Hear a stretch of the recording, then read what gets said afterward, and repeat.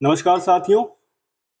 आज हम आपको बताएंगे कि डीएलपी प्रोग्राम में अपना सर्टिफिकेट कैसे लेना है, जो कि अभी पूरे देश भर में एक अभियान चल रहा है डिजिटल लर्निंग प्रोग्राम का भाजपा के अंतर्गत पंडित दीनदयाल उपाध्याय प्रशिक्षण महाअभियान। इसके लिए आप अपने नंबर से अपनी सरल ऐप में लॉगिन कर सकते हैं। सरल ऐप में लॉगिन करने के लिए आप अपना नंबर डालकर उसका ओटीपी प्राप्त कर सकते हैं और ओटीपी प्राप्त करने के बाद उस ओटीपी को आप इसमें डालें सरल ऐप में। जैसे ही आप लॉगिन कर लेंगे, आपके सामने कुछ ऐसे बैनर्स दिखाई देंगे। इन बैनर के पास आपको एक डिजिटल लर्निंग प्लेटफॉर्म का बैनर दिखाई देगा। इस बैनर पे क्लिक करने के बाद आप आ जाएंगे प्रशिक्षण महाअभियान के इस कोर्स वाले टैब पर। आप देखेंगे नीचे क्रेडिट्स हमारे 0 हैं। ये क्रेडिट्स हमें वीडियो और प्रश्नोत्तरी आंसर करने के बाद मिलेंगे। पहले हम क्लिक करते हैं। हम जाएंगे हिंदी में, क्योंकि हिंदी की भाषा सबके लिए परिचायक रहेगी। सबसे पहला जो टैब आप देखेंगे भाजपा का परिचय, हम इस पर क्लिक करेंगे। इस पर क्लिक करने के बाद आपको 4 अनुभाग दिखेंगे। पहले अनुभाग का नाम है भाजपा का इतिहास एवं विकास। इसमें हम जैसे ही एरो पे क्लिक करेंगे, नीचे आएगा भाजपा का इतिहास एवं विकास वीडियो। वीडियो पे क्लिक करते ही आपको ये वीडियो दिखाई देगी, आप इसको प्ले करेंगे। हालांकि ये वीडियो 8 मिनट की है, आप इसको ऐसे करके आगे स्क्रॉल भी कर सकते हैं।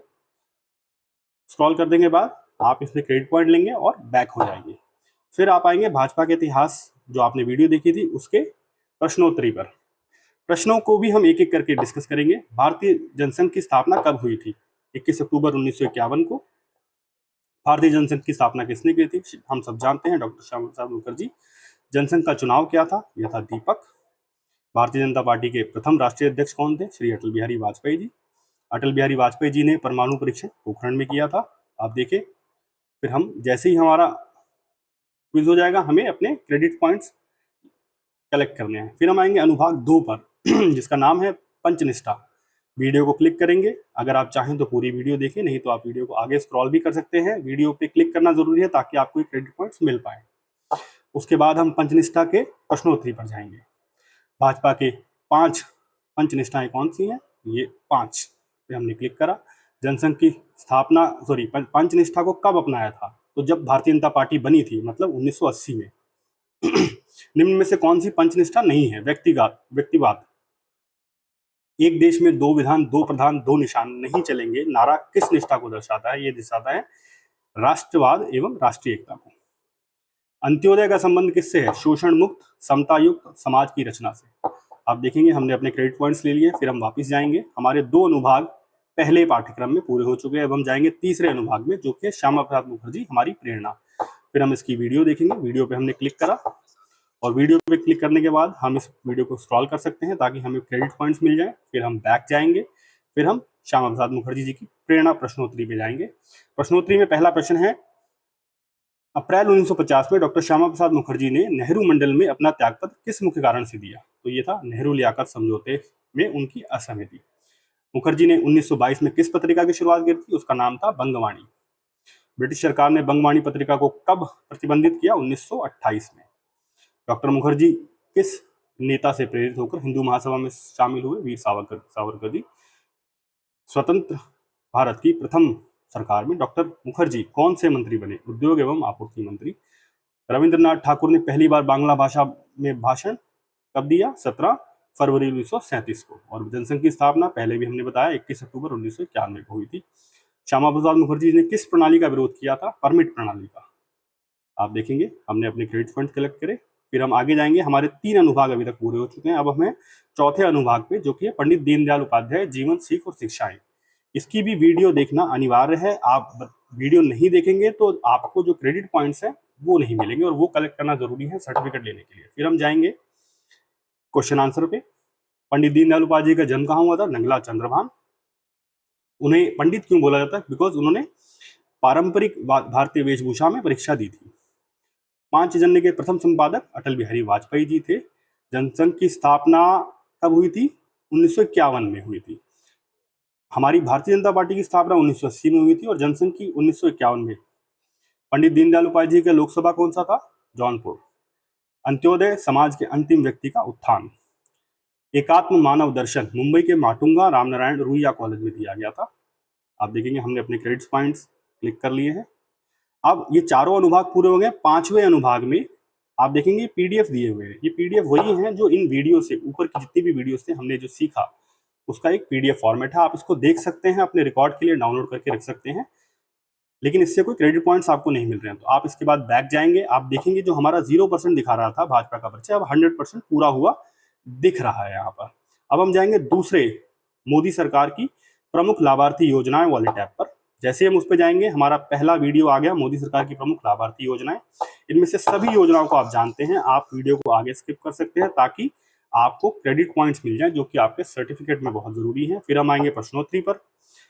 प्रधानमंत्री उज्ज्वला योजना एलपीजी गैस से रिलेटेड है। आयुष्मान योजना अस्पताल में निःशुल्क उपचार हेतु स्वास्थ्य बीमा कवरेज है। जनधन योजना जीरो बैलेंस खाते के लिए है। जल जीवन मिशन ग्रामीण परिवारों को सुरक्षित और स्वच्छ पाइप पेयजल देने के लिए है। एक राष्ट्र एक राशन, लाभार्थियों को एक कार्ड से देश में हर जगह राशन प्रदान करने की योजना है भारत सरकार की। हमने अपने क्रेडिट पॉइंट्स लिए और हम नीचे की तरफ देखेंगे अनुभाग 2 में यहाँ पर मोदी सरकार की प्रमुख लाभार्थी योजनाओं का एक पीडीएफ है। आप इसको देख सकते हैं, डाउनलोड कर सकते हैं। अब हम बैक जाएंगे, बैक जाते ही हम देखेंगे हमारे 2 टैब पूरे हो चुके हैं।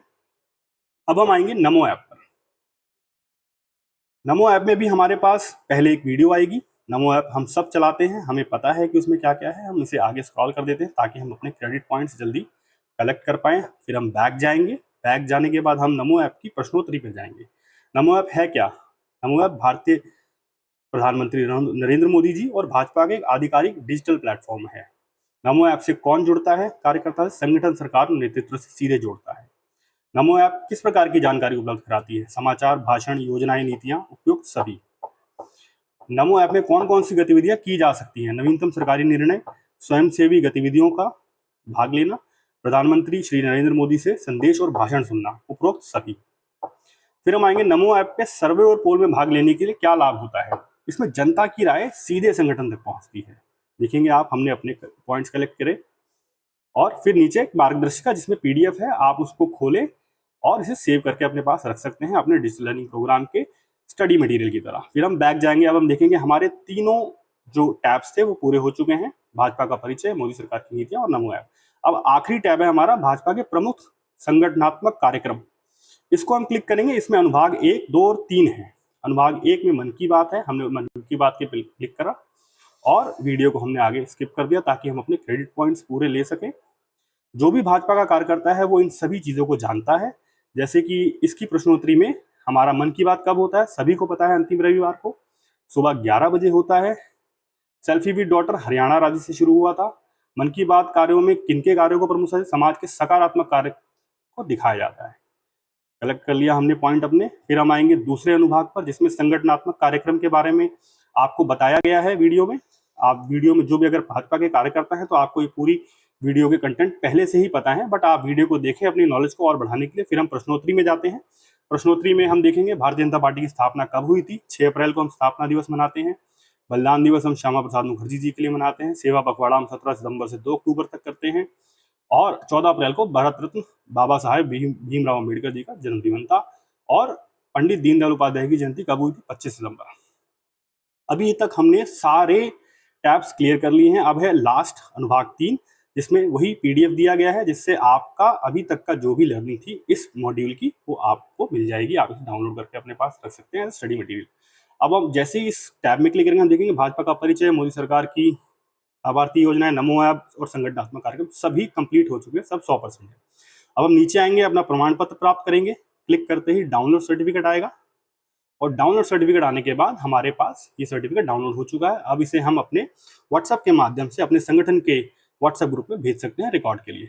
सभी का बहुत बहुत धन्यवाद इस वीडियो को देखने का। हमने सभी प्रश्नों का उत्तर इसमें दिया है। हमने सभी वीडियोस को कैसे देखना है वो बताया है आपको।